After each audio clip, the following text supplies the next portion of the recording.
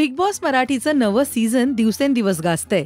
स्पर्धकांचे खरे रंग आता दिसायला लागलेत. या घरातले सदस्य मोकळ्या वेळेमध्ये त्यांच्या आयुष्यातील अनुभव शेअर करताना दिसतात.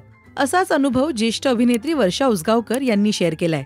दिवंगत ज्येष्ठ अभिनेते लक्ष्मीकांत बेर्डे यांच्याबद्दलच्या खास गोष्टी वर्षाताईंनी सांगितल्या. वर्षा उसगावकर यांचं लग्नानंतरचं आडनाव शर्मा आहे, त्यामुळे लक्ष्यामाला वर्षा शर्मागई म्हणायचा. अशा अनेक कोट्या तो करायचा. तीर्थरूप आईस म्हणजे त्याला बर्फ हवाय. ताक दिनादिन म्हटलं की त्याला ताक हवं असायचं.